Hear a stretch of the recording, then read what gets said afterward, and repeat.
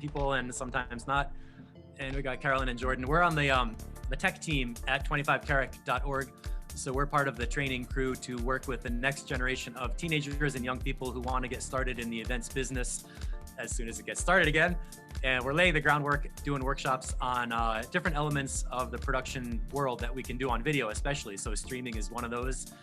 And fortunately enough, a lot of the things you think about when we're getting into streaming do really relate to the live sound world or the theater production world or video recording, obviously in TV, definitely. So a lot of the things like, you know, lighting, looking good on camera, having a script, knowing what you're doing, testing your tech before you go live. A lot of the things, we would do it in a different way. Like, oh, it's a sound check during a concert, but today we're just doing it as a run through of some audio preferences to look at or something. So we're trying to give you a comprehensive picture of things that are all related to the world of event production, both digitally and in real life, and give the young people a way to get a job doing something they enjoy without having to just start from zero and learn on the job. People of all ages. Well, okay, sorry, yeah. I was thinking of the original curriculum before the pandemic. We were writing an after-school program for teenagers, and we've adapted that as we are in shifting circumstances. I definitely remember my first jobs working in a restaurant where I didn't know anything. I went in there and I was like chopping onions like this, and they're like, no, you're gonna cut your hand off. So yeah, learning on the job is all right, but it's a lot better if you can have some little bit of help to get started. What's in the chat? Oh, Lisa, don't forget. I think we're about ready to get started. If you want to cut the music. Well, no, but I'll do it because I know it's time. I never want to turn off the music. All right, thanks for coming, everybody. Let's see, a little intro. Oh, great. There's the website, 25caratgav.com. So we did get going in 2019 with a summer program where we did a summer camp and ran through some hands-on stuff with setting up mics, visiting a theater, visiting ABC Sports Studios, playing with some lighting. And the students absolutely loved it. We gave them their own little pack of flashlights and little like pliers and stuff, and gave them some real, not only the hands-on experience with equipment, but a lot of the work ethic of things like how to be part of the group, how to watch out for other people so they don't get hurt, how not to get hurt yourself, and making it fun and not, you know, having your phone in your hand, actually really being involved. So like I was kind of blabbing about before, we're working on adapting that to serve as many people in Pittsburgh as we can. I really feel strongly about that. I love working with the crew of people who also enjoy what they're doing and like to get involved. So that's just a quick overview of how we got here and what we're doing. Yep. So we've built a lot of different modules up on different topics, and those range from audio to lighting to video to, you know, tour management, everything behind the scenes, booking shows, stuff like that. We've had a hard time trying to adapt all this curriculum to the online setting, but that's what we're aiming to do. In March, we're planning on doing an after-school program based in Carrick. We're trying to prioritize the Carrick youth and, you know, people who are in need of this kind of education and don't have access. So that's been kind of our most recent goal with 25 Carrick. And what you guys are seeing now today, you know, you guys are, you know, thank you everybody for joining us. This is the Tech at 25. What we basically did, you know, in this transitional time where we're dealing with what happened last year with COVID and the pandemic, and like you've heard from the other amazing instructors, you know, just trying to adapt and find a way to continue on what we're doing. We decided to offer a series of workshops. So this is the fourth workshop. First one we did was on Zoom optimization and basics, which we're on right now. Live stream basics was our second. The third was live stream platforms. And this is the fourth, where we'll be talking about OBS. Now, we are a donation-based series. Again, this is for free. But if you feel like you had value, you know, there's a couple of things to do. You can, you know, smash the donate button, of course. But you know, love is also free. It's free to give on the internet. You can go ahead and follow us at 25 Carrick on Instagram. You can go ahead and go on the website, find our Facebook, stay up to date on not only our workshops, but what we're going to be doing as we execute our 2021 vision, which we're going to be doing a series of after school programs, starting off virtually, and hopefully, you know, pandemic willing, we'll be able to bring the kids in. We're planning on being able to give the kids, you know, real tools that they'll be able to keep after the program, to enable them to not only to learn from us, but also to take the things that they learn, the skills they learn, and apply them in their own life, whether that's with their friends or whether that's in the actual work and corporate setting, doing anything from production in audio, video, to lighting, and any of the above stuff. But today, guys, we are talking about OBS. Now, OBS is an extremely powerful platform that has the ability to turn your room basically into like a broadcast booth. You're able to put overlays, in essence, over your streaming platform. So whether you're using Twitch, Facebook, Zoom, whatever the case may be, you can literally use the computing power within your own computer to create what a high quality level product that is similar to something you might even see on ESPN.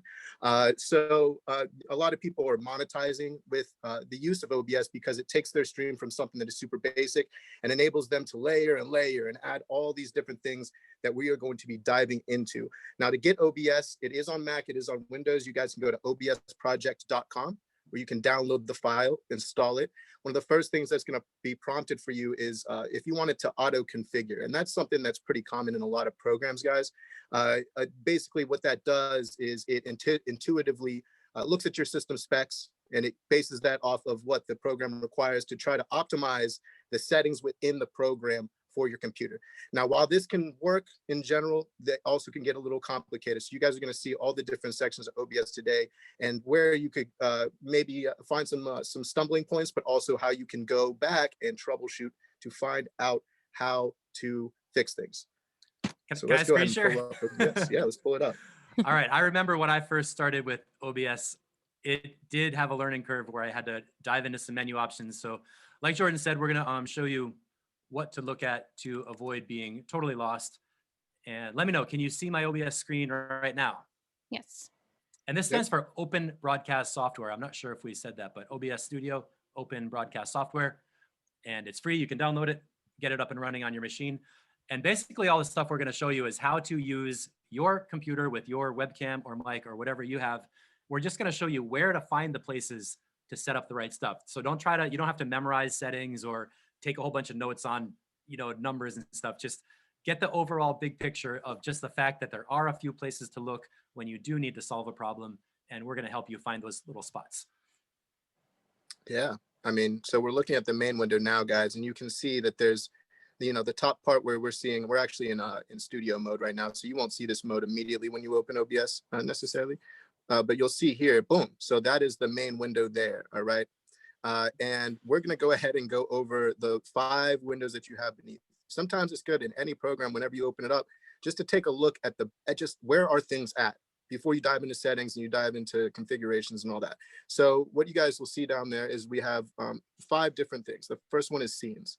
Now, the cool thing about scenes is they enable, as you can kind of see Steve clicking through some of his scenes, they enable you to set up parameters that with the click of a button, you can switch the whole streaming configuration of what you're showing people, literally with the click of a button. Now that can include audio settings, video settings. You can notice like things are changing to the right of Steve's clicking in the scenes. Like everything is slightly different based on whatever he's trying to put out in, look at that, tunnel. We're going to talk a little bit more about how to define what sources are in a scene. So the way I think about it is I always have one scene that's me on camera. So when I'm talking to my students, I teach online. When I'm talking to them, I even tell them, hey, let's go to camera land. I want to tell you on camera because this is important.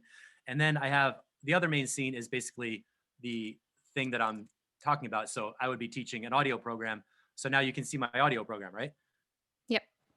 Okay, so most of my lectures is going to be in this software. I talk about it. I do stuff. They can hear my voice. They can hear the music. And then when I want to ask questions and do Q&A, I could come back here, show them my face on camera. They can still hear me. They can still hear the audio from the music. And it's a little bit more personal. So that's how I use it. I just have 2 basic setups. And we'll talk a little bit more later on how to dial those in for what you need to do.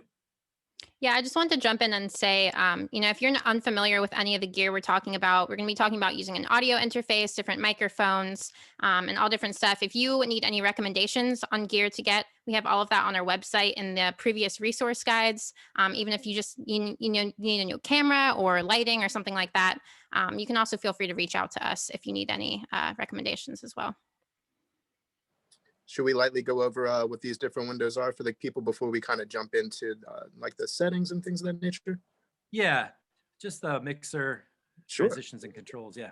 Yeah. So guys, we talked about the scenes, right? And basically, again, these are like, this gives you the ability to quickly switch between setups, right? Now, if you go to the next little window there, it says sources. Now, sources, Steve, you want to go ahead and hit the plus sign on the bottom? You'll notice that in these sections, you have the ability to hit a plus sign. Now, it gives you a variety of different options of where to pull the source from which you're going to put in through OBS. So this could be anything from a picture, like an image, right? Just a static image. This could be a video capture device, something like a webcam, right? And if you select a webcam, you'll actually, depending on your number of sources, because, you know, with Steve in particular, he has the camera in his laptop. He also has a camera that is mounted to his monitor. He also has sometimes even external cameras that can be looking over the top, like to his hands when he's producing or he's working on a console. So again, we'll get a little bit more detailed about different things that you can select. But you can even see there's just so many options. Browser, you can select color just for a pure color or whatever the case may be. And you can stack these sources on top of each other. So this is where you're going to control everything of which that you can pull into the window, right, Steve? Yep. Most useful ones for me, audio input is something like a microphone. Audio output is like a program that plays music that I'm playing for my audience. And video capture device is the webcam. Those are basically the three that I use. I don't even know what jack input client is. I could probably figure it out. But basically video capture device, camera, audio input, mic. Keep it simple, easy peasy, lemon squeezy. That's what it is. Perfect. So, and again, guys, there's lots of different sources, right? So this is the fun part about OBS. You can click in there, you can add text, you can make the text spin around. If you want to add donate buttons, there's just so much you can do.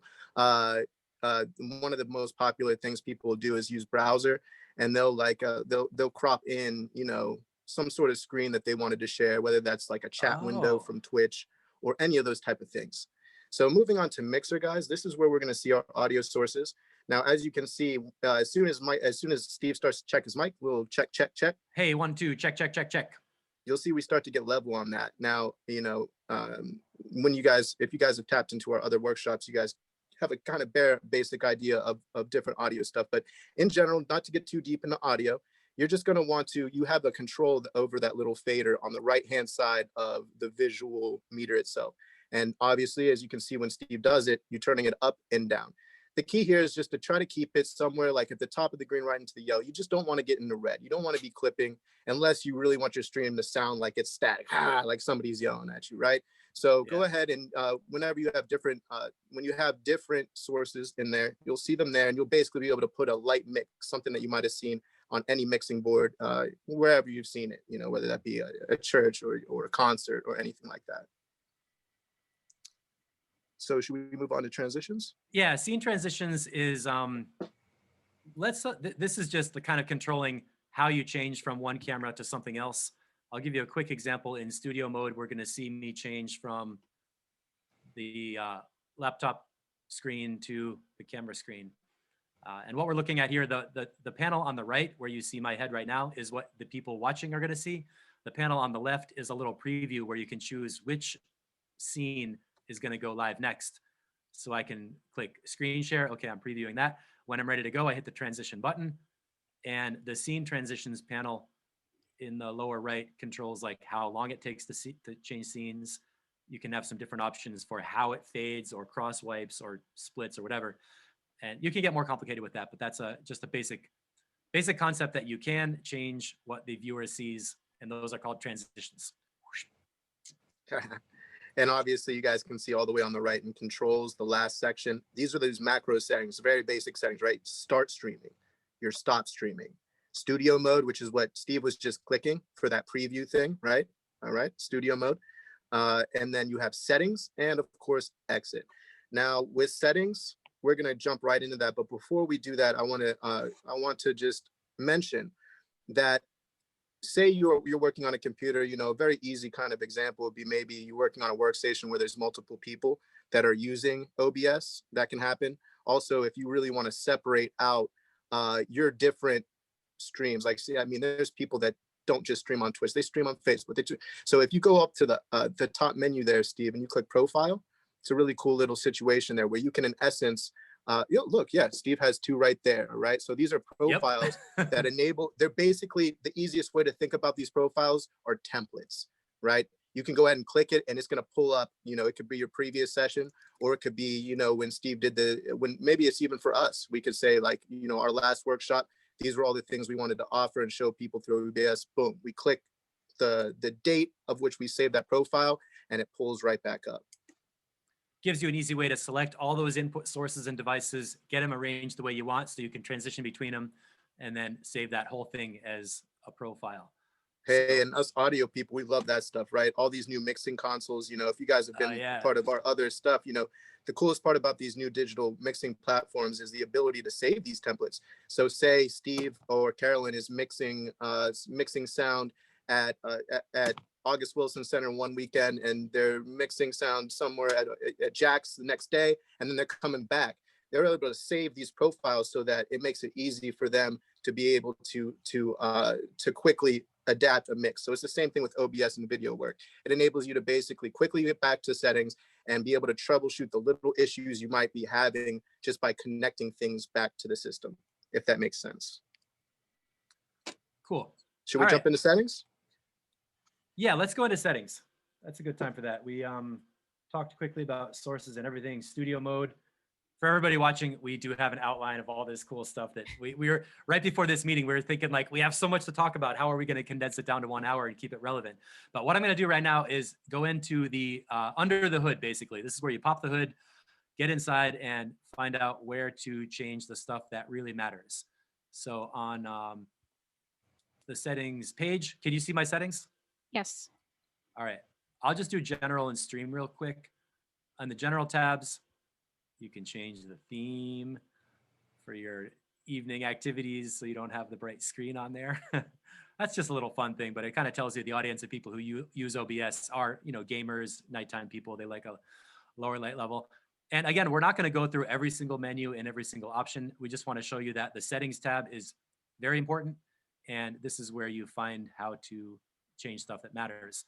The second one down is called stream. Should we save that one for the end? Should we save that for after we go over the other stuff? Just so you can show that live example going into doing it on Facebook? Yes. Okay, cool. I just want to mention that, it's important to just open up the settings in OBS. You're going to need to open the settings and change stuff. Every computer setup is different. You're all going to be using different types of gear. So the inputs, output sources, the drop downs may look a little different. But you do want to just go in and explore what options you do have.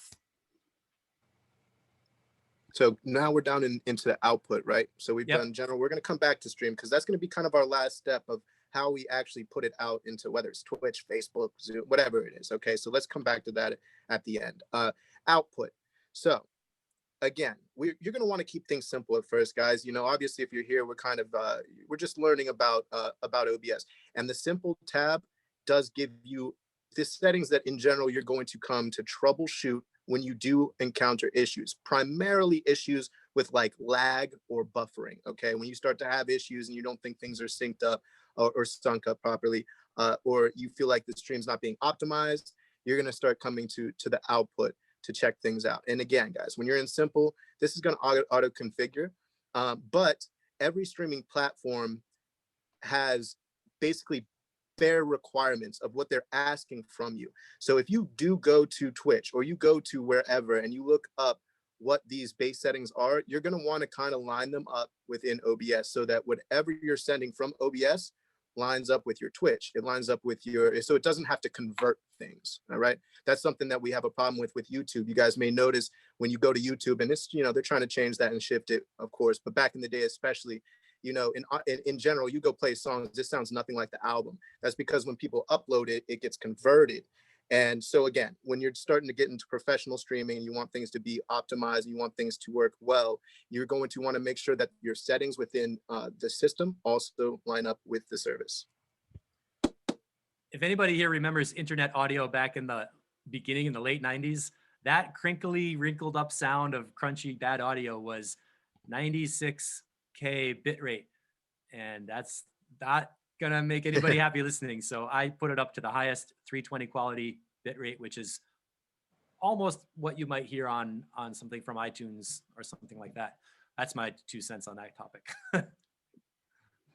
So moving on down, like, okay, so recording, just real quick, guys, this is a very important situation here.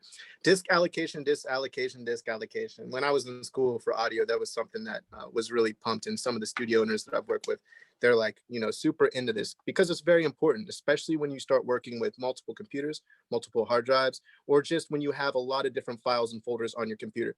You want to make sure that when you're saving things, all right, because OBS does give you the option to save what you're doing within it, okay? So when you are saving things, you want to make sure that you're putting it in a folder where you can always get back to it. And anytime a client or yourself is trying to look for something, it's easy to find where it is. All right. So for professionals in general, a lot of people work off working hard drives. So they might have something that's a little expensive, something that's a little bit rugged, like a Lacy or a Glyph drive, and they will work directing their files to that so they can take it to go. Especially if imagine if you're working at work, you're working at the studio, you want to be able to work on your stuff anywhere. You also want to keep your files private. You don't want it just on any computer anywhere. So recording path can be important as far as where you're saving your files.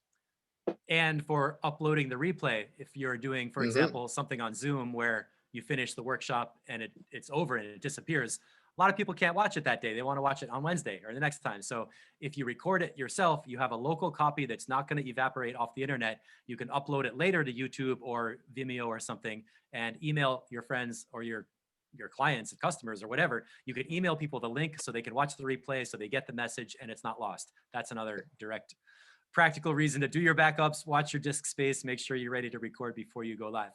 And Carolyn, we've been doing that, right, with all of our workshops so far. So we actually, if you guys need to go back and view the past workshops, this is something that we've utilized in the past. We save it, we upload it so that whether you need to look back over it today, tomorrow, or you want to share it with somebody else, that you guys have access. So this is something you want to think about before you do your stream. Do you need to save it? Do you want to save this for later? And for me in general, I try to save as many things as possible. Maybe a little bit of a hoarder when it comes to video and audio stuff. Digital hoard. Carolyn, should we jump into audio? What do you think? Well, I wanted to touch on just the internet. Like you want to make sure if you're streaming at all, like obviously you want to have a really good internet connection. The best thing to do by far is to just plug the Ethernet cable right into your computer. That's going to be the most reliable internet. But there's also ways that you can test how quick your upload speed is, which is what you want to look at. Steve, if you will let me screen share, I can show you the speed test. Okay, I stopped. That work? Yep. So there is a website called speedtest.net. Pull this up for you. And so you just it's a totally free website. You just open it up, click go, and this is going to show you the upload speed as well as the download speed. But we want to pay attention to the upload speed because that's what you need to live stream. In general, I think it's to stream in HG, you want at least 5 megabits per second. But all different platforms have different specs that they need. So that's something you should look up. I think we also covered all of that and put it in a previous resource guide in the live stream platforms workshop, if you want to check that out. As you can see, my internet is pretty good here. So I could definitely live stream in HD, no problem. But you also want to make sure that your internet is not intermittent at all. So it's really, really important to do a test before you go live with anything. All right. Desktop share OBS. And we are into the audio tab. Just in case anybody came in late or got confused, what we did was we opened the OBS program. I went to the settings tab over here on the lower right. This is where you can pop the hood and configure how OBS is going to connect with your computer in terms of streaming, video output. And now we're up to audio ins and outs. So Carolyn, what do we got? So you saw on the main screen on the top of the little meters in the mixer section, those are showing the sources that Steve is currently using. So you can see it says built-in mic, lexicon device, Soundflower, webcam mic, and those are the different sources. And so in order to choose those, you need to go into the audio settings tab, and you can see he's pulling them up right there. It's going to show you a little drop down, and this is going to look different on your computer because you're going to have different sources set up. You're going to have different gear.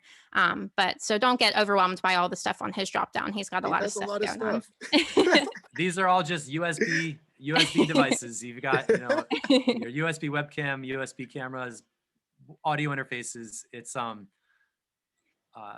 not terrifying. The idea is that you want to have, it's like our basic streaming workshop. You want people to see you clearly, hear you clearly, so they can understand your message. And this is just another place to dial that stuff in. Even though it looks more complex, we're just accomplishing a basic task. Get the camera connected to the damn computer so we can keep going and forget it. Right. Okay. Yeah, aux devices, all the other stuff, don't worry about that. Those are super detailed things you probably don't even need to ever touch. Yeah, and the sample rate 44.1 is standard, so you can use that. 48 is more standard for video stuff, more professional stuff. Yeah, that is a good mention. Yeah, that's good to say. Okay, are we on the video tab now? Yeah, like, and let's knock it out. I'm gonna try and make this really super. Oh wait, did somebody else want to take this one? So somebody jump into hotkeys, or I mean, it's just so simple, right? The base resolution, you know, that this is the resolution of the monitor. This is your actual monitor, you know. So in general, you know, computers are pretty advanced to this point, you know, and usually when you connect something to HDMI, you connect whatever, it kind of just like right, and it optimizes for you. But you know, if you just look up your monitor, I mean, look at the model number on the back of it, or whatever the case is, your TV, whatever you're streaming, whatever you're watching on, just look up what the resolution is, and just what you're going to do is just go ahead and copy that over, and that's going to give you the most optimal viewing for whatever TV you're watching it on in general, right? Now with output, that is dealing with what you're streaming to. Okay, so this is going to just really be dependent. This is also where you kind of choose between doing things in what would be like 70, 20, or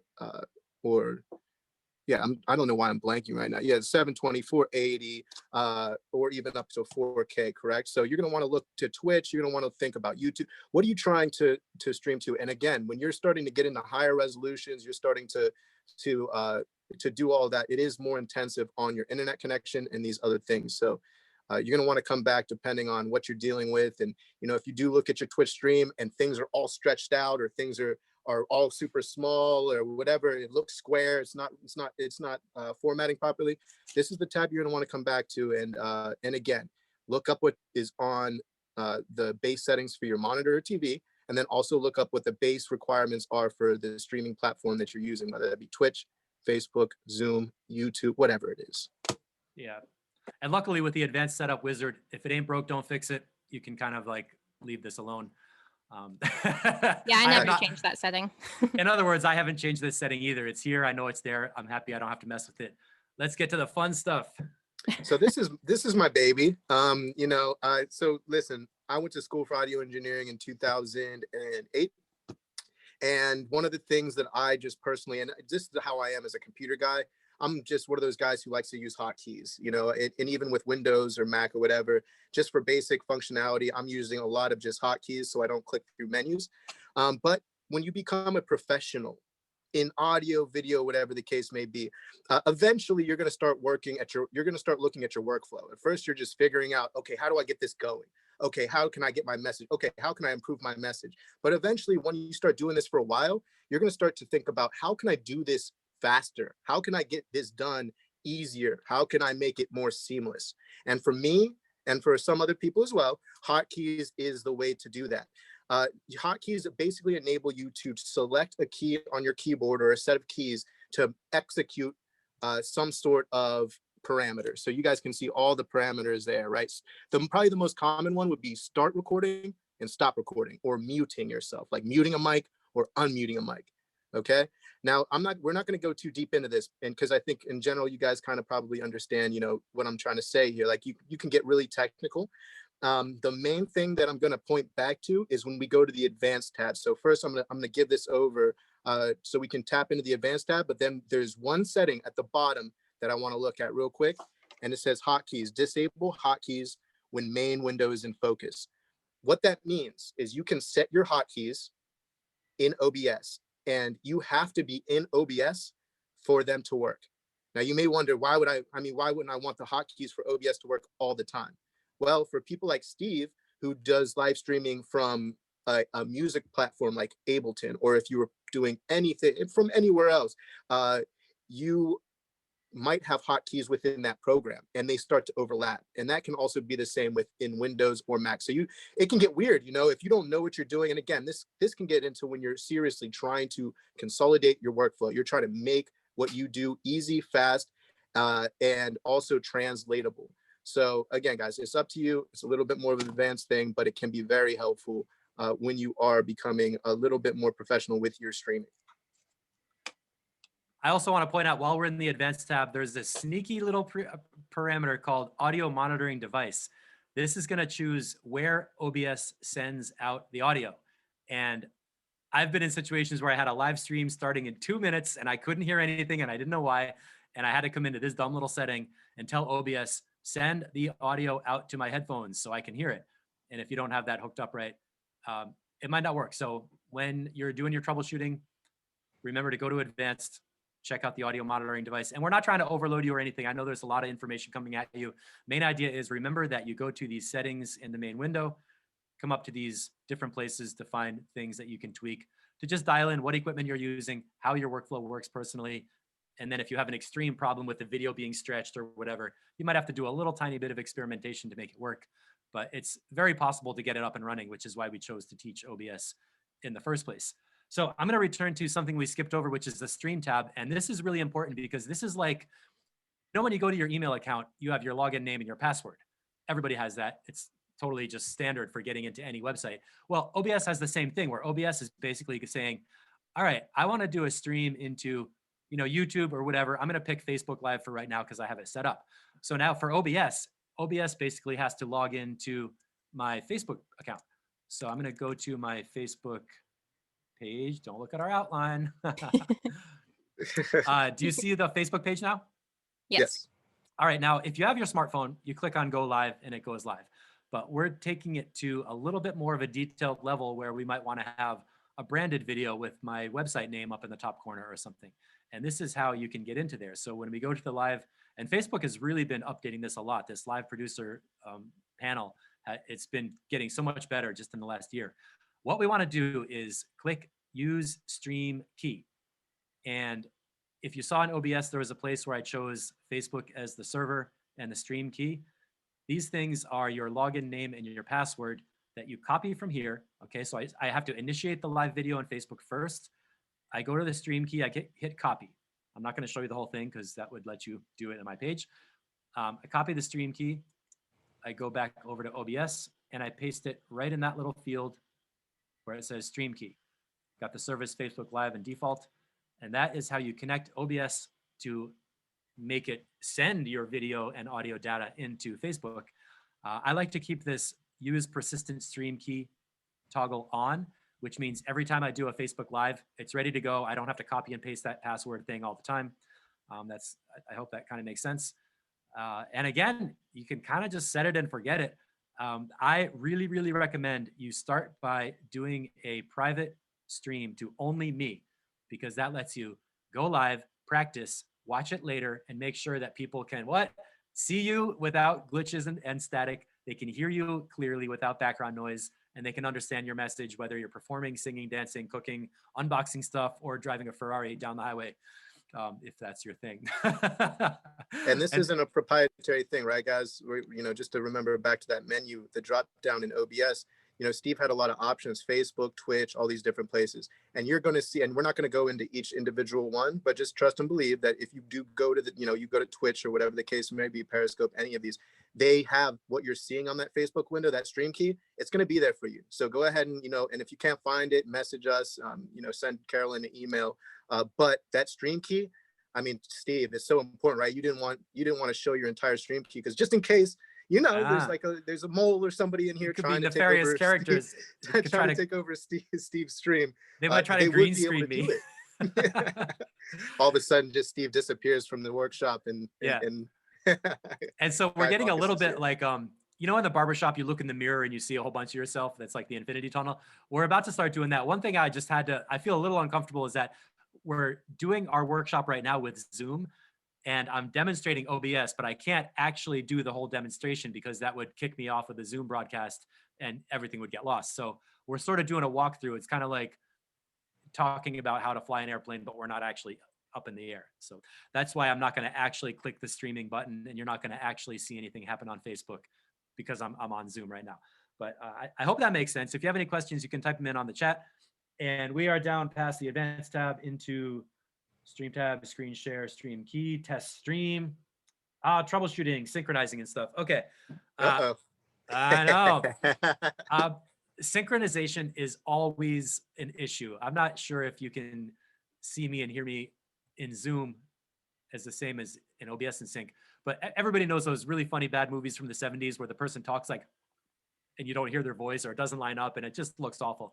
So that can happen because of a lot of different things like your internet connection or your processor power in your computer, or possibly how many camera devices you have set up, or all kinds of different things. What I found after much headbanging was that there's a place to synchronize your audio. And again, if you do a test stream and it works perfectly, be happy. You don't have to mess with it. But just in case you need a little bit of tweaking, I'm going to right click on so this is my microphone. This is my audio source. Make sure that's not in the red. I'm going to click on this little gear button and do advanced audio properties. This window saved my life. There are some special things that you don't see in the other settings. You can see my different options of the built-in mic, my webcam mic. These other ones are audio interfaces with this microphone over here connected. And there's a place for sync offset. What that's going to do is delay the microphone signal so it matches the video signal. What usually happens is the mic is less data, it arrives faster, so it makes it look like your picture is late. So you might hear me talking and then later I'm going after I finish hearing it. So what you're doing is delaying the voice so that the picture and the voice are arriving at the same time, and it just sounds natural and nobody even notices. So that's one big, huge place to solve problems. And honestly, to figure this out, I had to go in and say, sync offset 200 milliseconds, and go into Facebook and stream for 3 minutes and come back and look at it and see if it worked or not. Eventually, from doing trial and error, I found out that 300 milliseconds works. And hey, if you have to do this, let me show you how to do it. When you're testing, go like this: 1, 2, 3, 4, 5. You make a sound and show a visual thing that adds up. You can also go like this. So you can see your hands. They make a sound and it's visually happening at that time. So when you're watching it in playback, you can look and be like, I hear a clap, but his hands are taking longer to catch up. That's how you can do it. Or you can even make a word that has a real consonant like pop, pop, where you can see the mouth, hear the sound, and that's a really good little thing to do for sync test. It can drive you crazy, but once you get it working, it's easy and it's out of the way. And the last thing is, one time I opened up OBS, my audience is there, they're waiting, and they can't hear the music, and I was like tearing my hair out. Well, there is an audio monitoring thing. And remember I mentioned in the advanced tab, there's a place to choose where OBS sends the audio out. This is where you can select, oh, do I want to monitor the mic? Monitor the mic. Do you hear me in a Do double? you hear me in a double? Yep.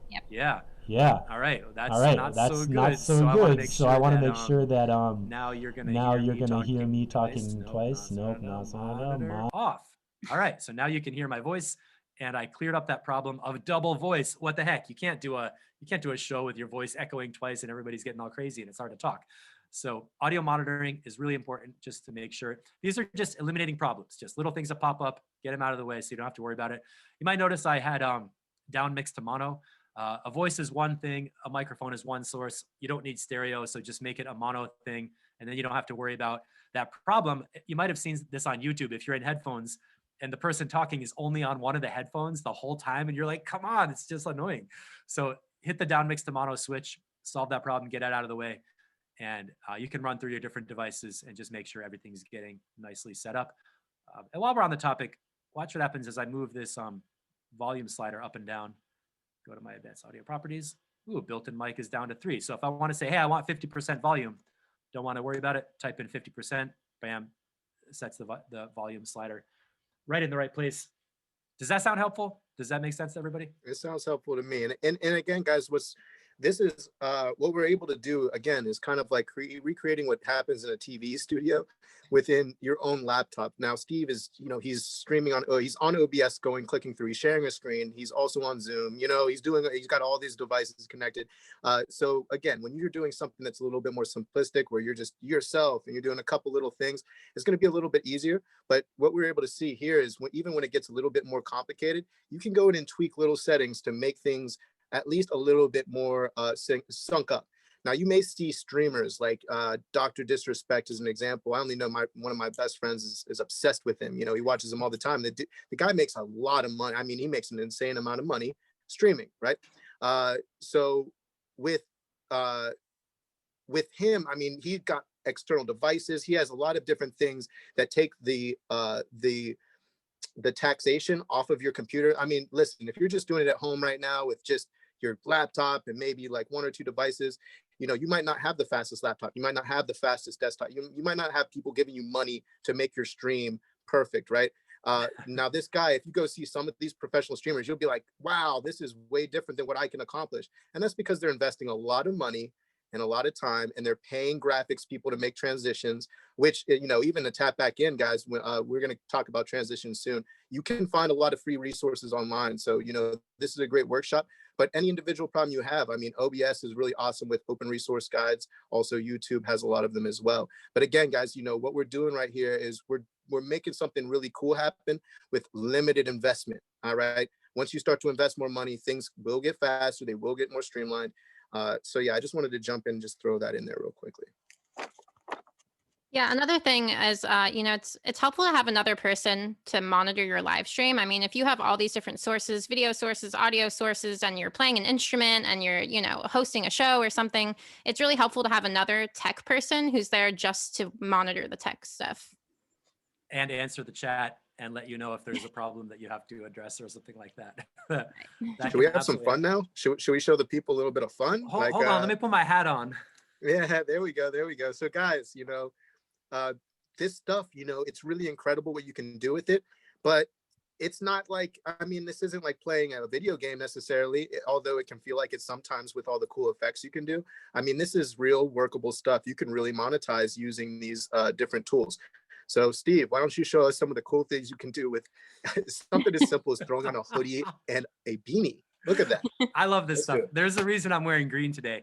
There's something called green screening, which is a technique. Everybody knows it from watching the news and the weather. And what you see on the news is there's the weather person standing there in front of a big map, and they're showing you the cold front, the winter weather warning, whatever. Well, they're not actually in front of a giant TV with the US on it. They're standing in a room in front of a green background, and the computer broadcast system cuts out everything that's green and replaces it with a different computer graphic of the map. So the map is just a normal little computer screen thing, and they overlay them together. So what I'm going to show you is how OBS can cut out all the green and replace it with something else. So here is a scene that's titled Scene 3 Green Screen. And the ingredients are, number 1, the webcam with me. Number 2, the background for the green screen. And I think if I can do this right, we're going to have my green hoodie look like a quilted sweater. This is from a South Side little piece of street art where there's someone from the Pittsburgh String Arts Collective decorates telephone poles and things. And while we're on the topic, you can see that this picture doesn't quite fill the frame. So when you import an image, I went to the plus sign. If you missed this earlier when I wanted to add something, I go here, add image. I just find it on my computer.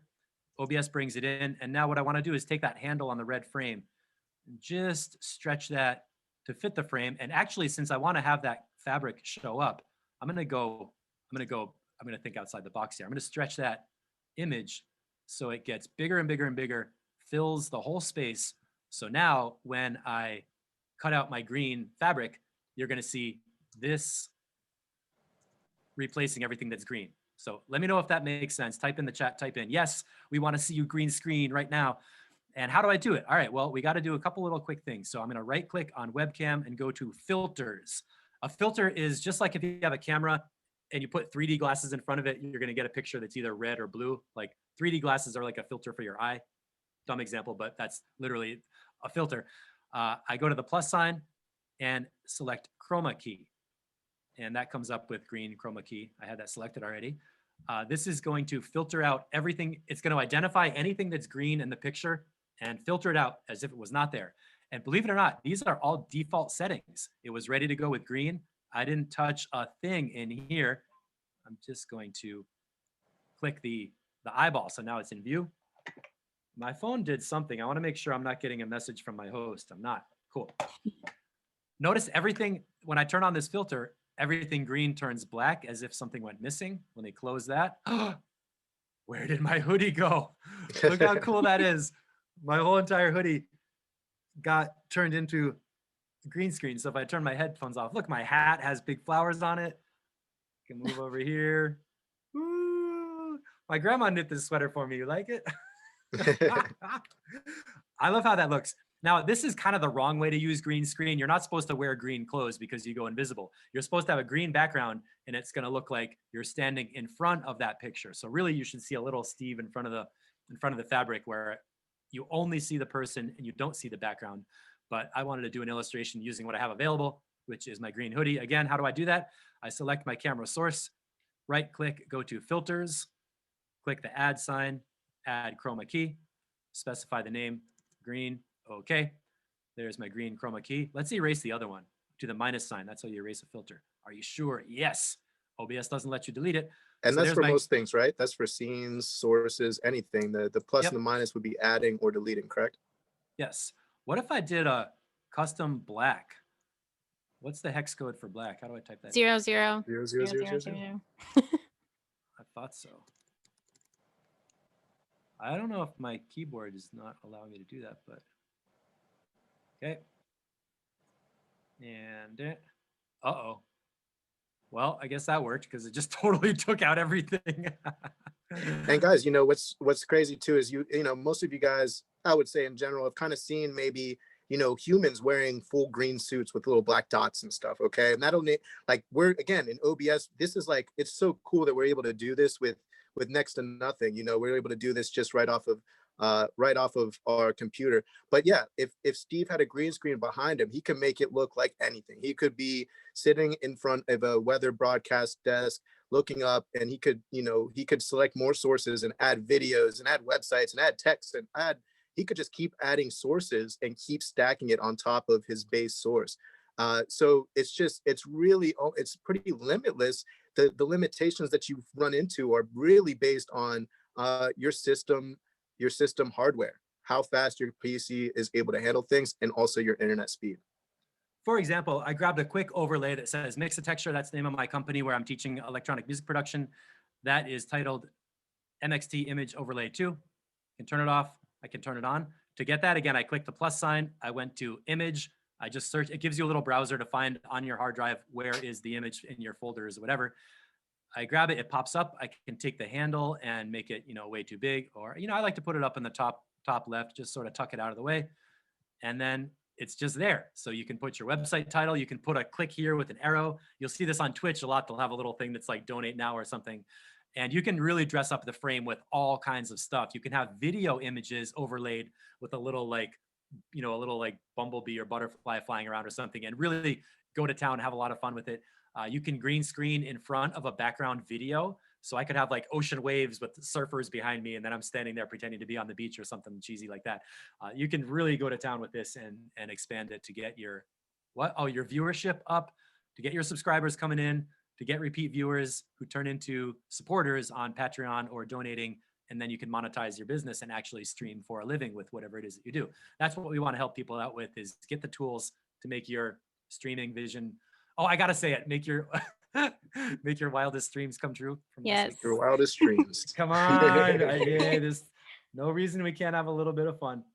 Yeah, and that's what video gamers do as well. You know, not to interrupt anybody, but you know, if you right click, you do see there's like a game situation, and OBS is so heavily used by these gamers. I mean, I don't know how much you guys know, but like there's people that are streaming on Twitch and they're making really serious salaries. They're making actual money, and so yeah, it's, you know, they'll select game and they'll put that as their background, and they might just put themselves, you know, my buddy Ed, I'll use him as a good example again. He puts himself in front of this desk and he plays, and you can see him playing his video game in most of the screen, and it looks like he's just sitting there commentating himself.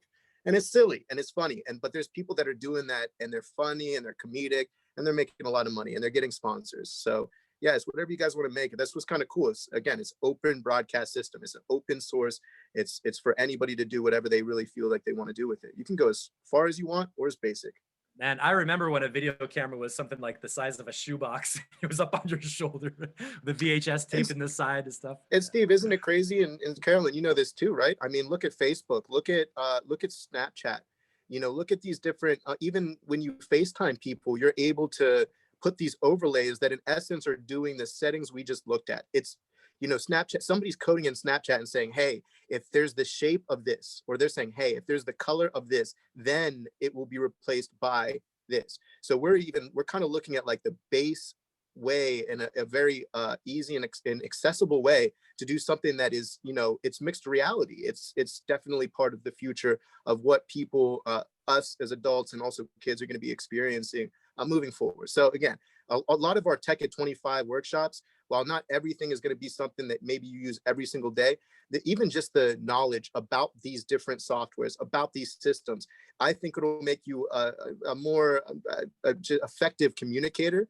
Also, just better established knowledge of like what you're seeing when you're watching the NFL and you're watching whatever you watch on TV or whatever you see on your phone, and whatever Fox your kids News are alert. doing too. Yeah, absolutely. So we're getting up close till 8 o'clock. I want to leave some time for Q&A. So let's go quickly into just how to use this if you want to stream a music platform, because there's a couple little things you gotta do to get the audio from your audio program into OBS. So yeah, so I just wanted to say this is going to be really helpful if you're a musician, if you're an MC, you have backing tracks, or if you're playing guitar and singing and you're putting that into your audio software and you want to stream a live concert. This is how you're going to do it. Okay, so we are in studio mode, which means the people, if I was broadcasting in OBS, the people watching the stream would see my face on camera. And on the back end, I have this screen share thing where I want to have Ableton Live coming up. Now, the basic problem is that, like, when I'm just in my studio by myself, Ableton goes out to the speakers, I can hear it, and everything's fine. If I continue that process, OBS does not know that Ableton is playing sound. So what I'm going to have to do is, first, I went to Settings, and in the Audio tab, I defined a device for something called Soundflower. Now, Soundflower is a bridge application. So Ableton Live is my audio program that does multi-track electronic music. That's going to go out from Ableton into Soundflower. It's like a digital bridge. And then from Soundflower, it delivers it to OBS. It's just like a little helper application that you go in between these two programs so they can talk to each other and have like a audio zipper. And Steve, that replaces a physical piece of gear, right? Like this is something that you're going to do within the system. Yeah. It actually it replaces a physical gear. It's basically a virtual sound card. I don't want to get too weird or complicated, but this is another just example of why when you're doing all these things stuck together, things can get weird and you have to change all these settings. That's a great analogy. Like, let's say we're doing a concert, Carolyn's mixing sound and I have a video camera. I can record the picture of the concert, but to get the audio from her mixing board, I need to plug in a cable. So Soundflower is literally like plugging in a cable to get the sound from the concert. So I went to settings, audio device. I defined Soundflower to channel. And by the way, Soundflower is a free software that you can download on the internet. It's Mac only, but there are PC versions of similar software. Can you hear this? Yes. Oh yeah. Okay, so this is my Ableton Live thing. I teach people how to make their low-end sound boomy, and every DAW is different, every audio workstation is different, but I open up my preferences again, go to my audio tab, audio output device. Normally it might be the headphones. I can hear this, but you can't hear this, right? Right. That's why you do a test stream, because I hear it, I think it's working, but it's not actually working. I have to go down and select Soundflower. Now this Ableton Live stuff is sending audio out to Soundflower, which is like that, little cable going to the camera. And when we get over to OBS, the Soundflower device, oh, it's playing sound. And again, if you're not hearing it, remember, advanced audio properties, check your monitoring. Soundflower, oops, can't hear it. What happened? Smash, angry. No, don't get angry. Go to your monitor settings, click monitor and output. Monitor means I hear it, output means you hear it. And now I'm ready to go. I'm in studio mode. talking to me on camera. I'm ready to show my lessons. So I go transition. Here's the OBS Infinity Tunnel where you see the, whoa. And then I go over to my audio application. And I can go in and, do whatever I'm gonna do for my lesson. Let me know if that makes sense. I really wanna make that helpful because it's so important to be able to hear what you're doing and have your audience hear it clearly with high resolution so you get your show to the people who wanna see it. Is that? Yeah, our last workshop went like a lot more in depth about audio settings for live streaming for musicians. So if you need to know more about that, just check that out. Good point. The replays are available. And as always, if you guys run into issues, your first resource, man, the internet is a beautiful place. You can go to Google, you can go to YouTube, you can go to the OBS site and go into the questions. And I'm going to be honest, a lot of the answers are very accessible there. But if you guys do need a little bit more of a hand, feel free to reach out to Carolyn's email, right? Right, Carolyn? Yep, it's Carolyn@25carrotgaff.com. Oh, there's all this stuff happening in the chat that I didn't see because I was in screen share. Did these get answered? I guess Yes. you guys answered. Yes. Oh man, you guys are the best. That's so cool. No, seriously, I say this all the time in my own Facebook group. I hate it when people put in questions and I hate it when I miss a question and then I look at it later and I'm like, I should have answered that, but I didn't see it until later. So I'm glad there are people watching that. Well, if anybody has a question now is the time to type it in. We're going to do a quick little wrap up. Thanks so much for coming. I hope this made sense and helped you get one step closer to doing some really cool streams. You're definitely welcome to tag us 25 Carrick on Instagram or Facebook or something and let us know what you're doing. And that's part of our vision for the results we want to get to is to have new people come into this program, learn stuff and start putting up content and be saying, look, we made this video. Like I learned how to, do a professional sounding thing with my iPhone, or I got all my friends together. We did some crazy teamwork to make our own like neighborhood newscast or something like that. I don't know if anybody would want to make a neighborhood newscast, but I would like to see some live streams of like, we're going to go to do a tour of every community garden in Pittsburgh and see what people are growing and learn some planting techniques to get the slugs off the strawberries. Like that would be so cool. And we can all just like use the stuff we have to do that kind of thing and make it happen. It's really an exciting time for streaming and all kinds of stuff like that. So Carolyn's got the website up on here. What are we looking at? Yeah, so I just wanted to bring up again, we're doing an after school program and we're currently accepting applications. I believe the applications are open, right guys? Yeah. It's a Google form, yeah. Yeah, so we're doing an after-school program to help kids in the area, in the Pittsburgh area, teenagers specifically who are interested in doing maybe audio, video, live events, live streaming, any of the creative tech stuff. And we're going to be teaching this starting in March. It's going to be 2 days a week, and it's going to be a lot of project-based hands-on experience as much as possible virtually. We will be providing gear for the kids to learn on so they can actually get their hands on the stuff. And we really want to focus on kids who don't have access to this kind of gear so that, if this is something they want to do, they're not funneling down a track of a job that they don't want to work. We're here to teach them to do things that they enjoy.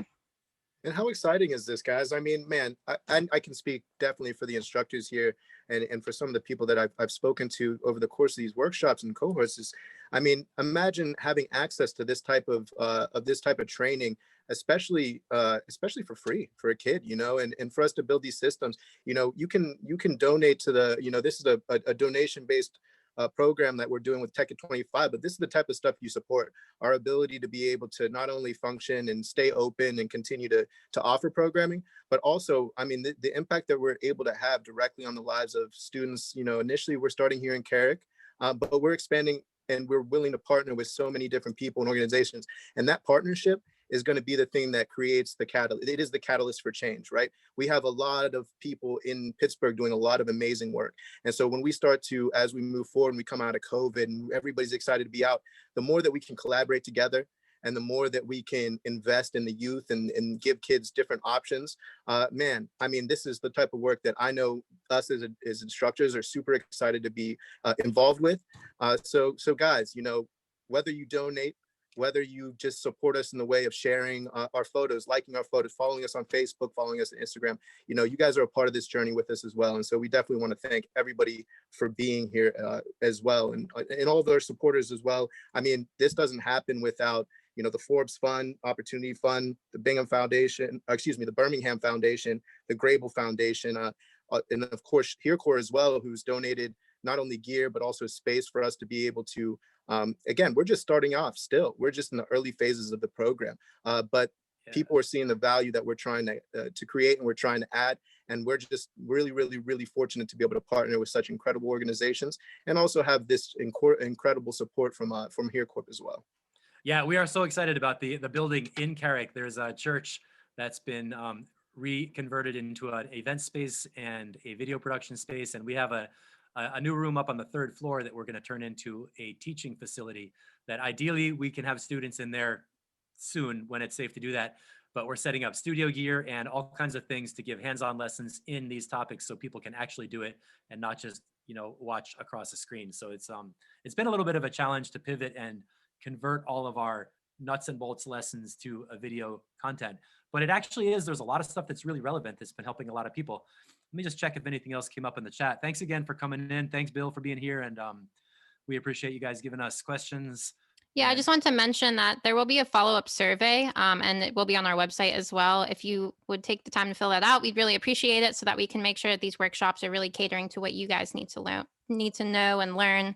If you have any topics that you're interested in learning from us, please feel free to let us know. If you need any more one-on-one tech help at all, feel free to email me, Carolyn@25carrigav.com.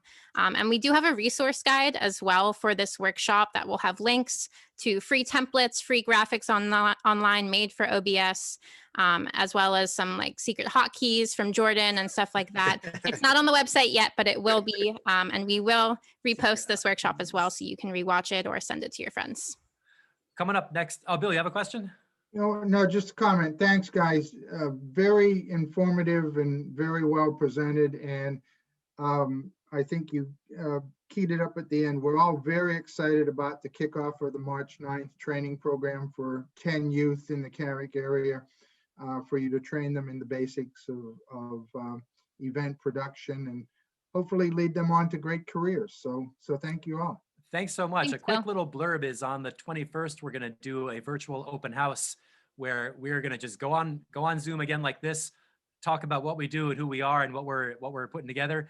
And it's going to be an opportunity for the actual people who are applying to the program to come in and meet us, ask us questions, just get a feel for how the whole thing operates and make sure that we can connect with the people who really are excited about doing this. So we'll definitely plaster you with promo about that. But the next thing coming up is a virtual open house later in February.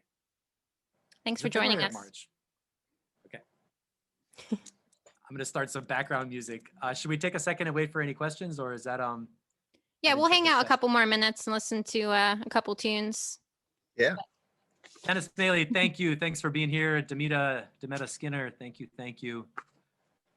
Yeah, this is we made it through without OBS crashing. I'm happy about that. It's awesome. Yeah. But that's the fun part about it is, that's why we're all passionate about this as well is, we've been doing all this type of stuff for a very long time and you still encounter issues. You encounter issues all the time. And it's about repetition. It's about not getting scared and running away. It's about getting back on the horse. It's about researching. It's about taking notes. If you're not taking notes and you're not journaling, the issues that you run into and the different things that you're trying to accomplish, things, everybody's busy people and everybody has a lot on their mind, especially with, the climate that can happen in the world. So just make sure you're taking notes, make sure you're asking questions, make sure you're learning and growing. Oh, we got a question here. From Demeta, will there be an opportunity for artists who want to learn more like the students? I'm going to say yes to that because as it is right now, we are adapting our whole curriculum and lesson plan to be online delivery, and there's no limit to the number of people who can do that. So absolutely, please stay tuned. Let us know what you are, actually, what type of art are you doing? Is that for you or is that for other people you know? I'm curious. We've had people who are interested in choreography and dance, in teaching yoga, in doing just photography and wanting to learn more about that, as well as performers, singers, MCs, guitarists, people who play in bands, DJs. Zach, one of our students who's into video game sound design, he wants to make the sounds for video games, which is so cool. That did not exist when I was a kid. It was not possible to even have that thought. And now it's a thing people can do. So let us know what you're interested in. We absolutely do like helping people find solutions to what they need. And we can put together workshops to, we can tweak our presentations to address what people are looking for help with. Yeah, we're here to help. Thanks for coming, Liz. Liz was the teacher at the for the class that I taught a couple years ago when I taught audio. I'm here. Oh, I'm a awesome. mute. I'm sorry about that. Here I am. No Oh, problem. hey. Good to see you. Yeah, good to see you too. I've been keeping a low key eye on you guys. We haven't been able to bring anyone in because of COVID. Like Yep.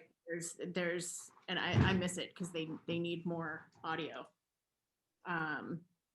So I'm excited to hear that you've got some of these youth programs coming up. I got a few kids that I would like to send your way. Is this the model where they're going to learn how to like run boards and work as audio techs when that is a possibility again? Yeah, we are going to cover audio as well as the video and lighting and all the other subjects. Unfortunately, it's not as based on live sound because we can't, get their hands on a full console and stuff like that. But we will be giving out microphones, little audio interfaces so they can learn how to live stream, do the video stuff like OBS and other stuff like that. Okay, great. Well, But- Oh, and we're going to bring it back full circle too. I mean, I can speak for everybody here. We're so excited just as individuals to get back out there and get back on the boards and get back in, in crowds and have a lot of fun like that. And man, when we're able to get those kids, we're already talking about stuff for the fall, but as you guys know, everything is kind of we're just kind of playing it by ear. We're trying to, and of course the safety is going to be the first thing, every time we're going to stick with safety, but we don't want to slow down. So that's why we're doing Tech at 25. That's why we're so excited for you guys to even be taking the time. I mean, I know a lot of you guys are on Zoom all day. You guys are having meetings. You guys are dealing with kids in school on Zoom. You know what I mean? So for you guys to take time in the evening on a Thursday, we appreciate it, each and every one of you guys. Yeah, just to follow up with Jordan's comments, we're even hoping that during the summer, we can do more of a hands-on type program with the kids.